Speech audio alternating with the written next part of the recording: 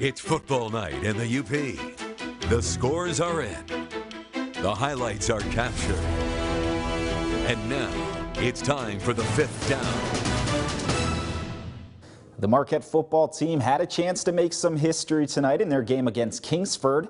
With a win, Marquette would capture a Great Northern Conference title outright for the first time since 1976, and they would be in a position for a playoff spot. Kingsford would also have a shot at a wild card playoff spot with a win of their own. Let's go to Marquette Senior High School for the GNC tilt between Marquette and Kingsford. The Redmen setting the tone early. Isaac Johnson breaks the tackle, and he's going to run over Tyler Kopp of Kingsford for a big gain. And a few plays later, sophomore quarterback Austin Riddle, he's going to keep the ball, but as he sprints down the sidelines, you're going to see Riddle come up limp. He would leave the game with an apparent right hip flexor and not return. In his place, Robert Apple, and he stepped up big. Here's Apple connecting with Colin Hicks. That would give Marquette the 10-0 lead. Later, on fourth down, it's Apple calling his own number.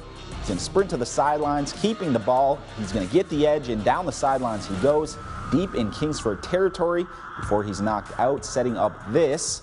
And why not just toss it up to Hicks? Once again, Hicks catching the ball at its highest point.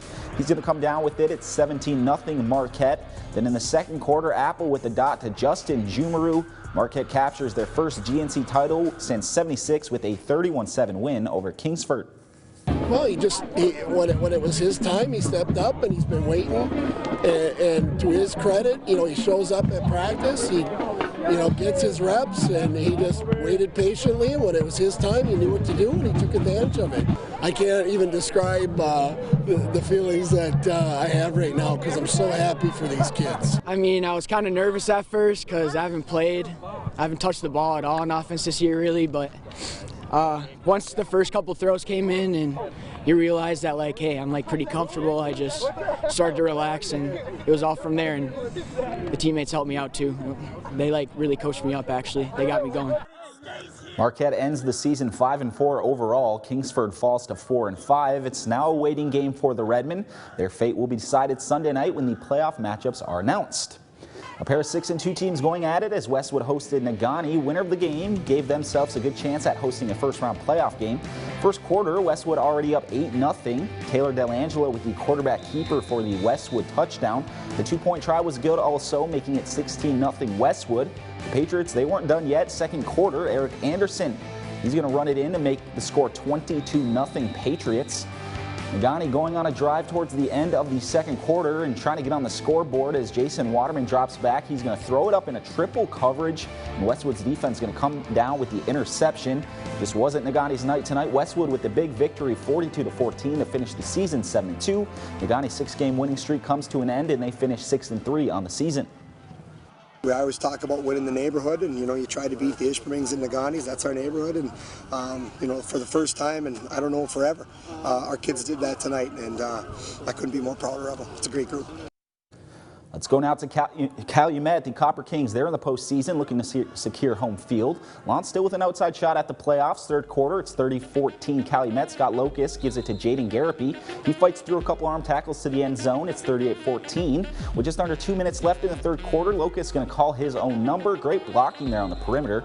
Copper Kings rolling now 44-14. To Lance's credit, they never quit fighting in this one. Flash Gannon, that's really his name, and it's fitting here, is Flash with a huge run. He falls into the end zone for 6, but it's Calumet who takes this one 50-28. They end the season at 7-1. Lance falls to 4-5. Well, we had a battle of winless teams tonight as Gwynn hosted Munising. One team would end their season with that first win. Second quarter, Model Towners leading 8-0. Driving again, Caleb Anderson keeps the ball on the quarterback draw.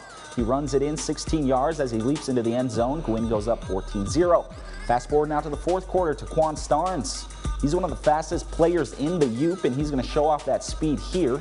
There he goes 50 yards for 6. Model Towners go up 34-0. Munising still playing hard. Josh Hootery connects with Bryce Bowerman on a 9-yard pass and catch. It's going to make the score 34-7. In the end, that's how the game finishes. Gwynn ends their season on a high note, topping the Mustangs 34-7. Some more scores for you. Escanaba tops Swartz Creek tonight, 35-19. Gladstone, they fell to Oscoda 40-0. Iron Mountain, they wrap up a perfect regular season beating Gogebic 42-18. West Iron County becomes playoff eligible with a 33-14 win over Norway. Menominee, they topped Hopkins 48-38 and earned an automatic playoff berth. In Hancock, they play their way to the playoff bubble with a 28-6 win over Houghton.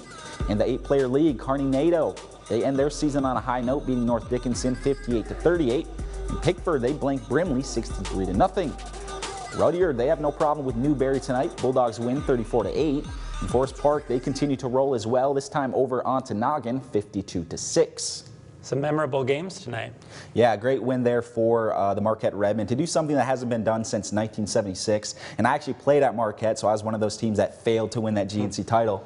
But that's just very amazing. And to do it with a backup quarterback after your starting quarterback goes down early. Sometimes when that happens, it could really make or break a team. Sometimes teams will fold. But this team really rallied around Robert Apple and they got it done. So definitely a good win there for the Redmen. Okay, Jake, thank you. When we come back, Tom will have one last look at the weather.